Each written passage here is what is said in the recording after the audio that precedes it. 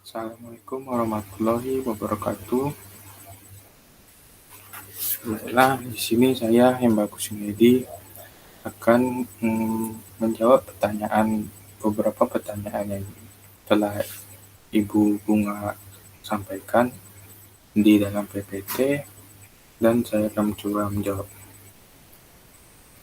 mengenai aliran sisi penawaran. Yang pertama itu apa itu overheating?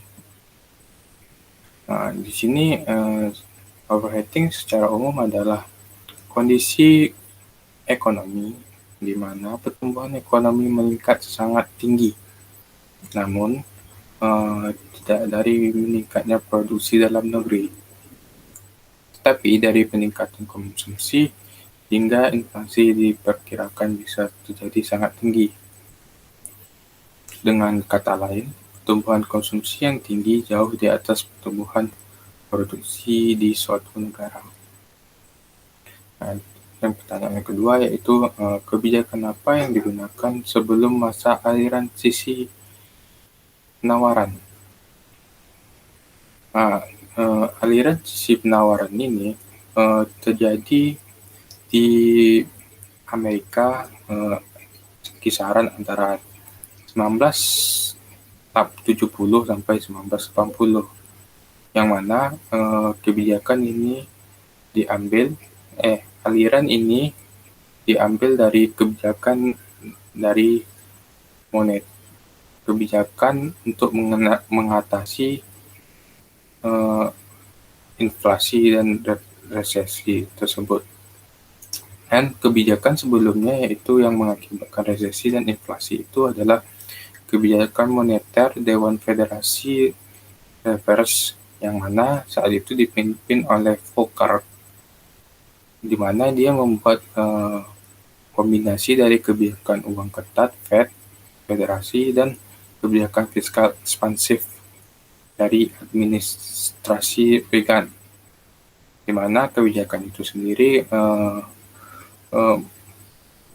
dimulai dengan memotong pajak yang sangat besar dan peningkatan besar yang dalam pengeluaran militer, yang menghasilkan defisit anggaran federal yang besar dan ketidakseimbangan makroekonomi dalam ekonomi Amerika Serikat pada saat itu.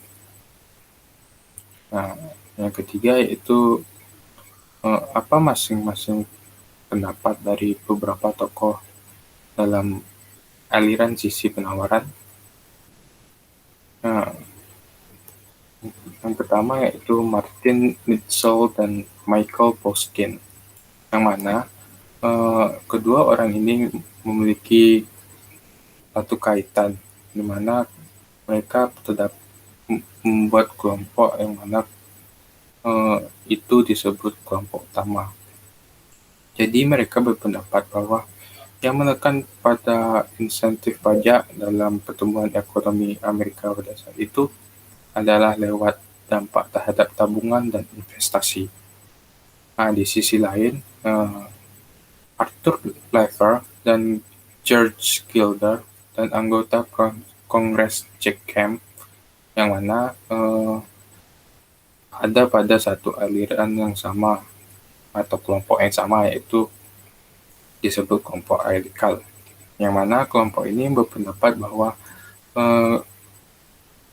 yang menekan pada dampak pemotongan pajak terhadap produktivitas kerja dan meningkatkan laju pertumbuhan output dan mengurangi inflasi. Nah, yang keempat, apa perbedaan antara aliran sisi penawaran dan dengan Keynesian?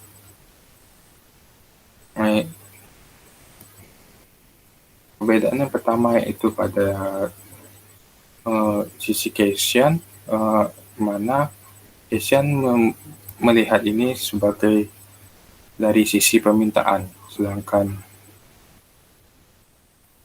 supply sider melihat dari sisi penawaran.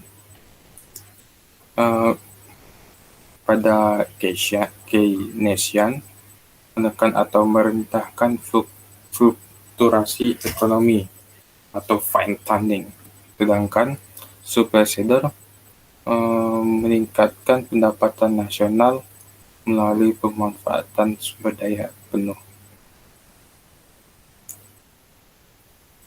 Keynesian mengatasi inflasi melalui pengeluaran pemerintah, dan yang terakhir, mengurangi analisis jangka pendek.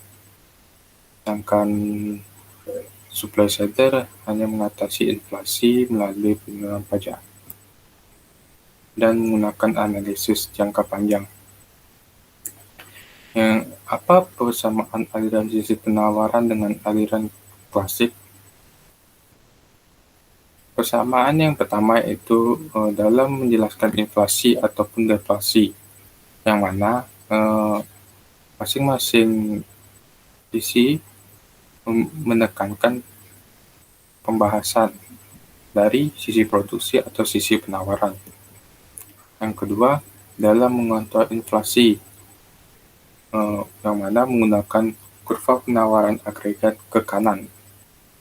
Dan yang ketiga, dalam memperbaiki perekonomian, yang lebih suka mendorong sisi penawaran ke kanan, bukan mengatak-atik sisi permintaan agregat.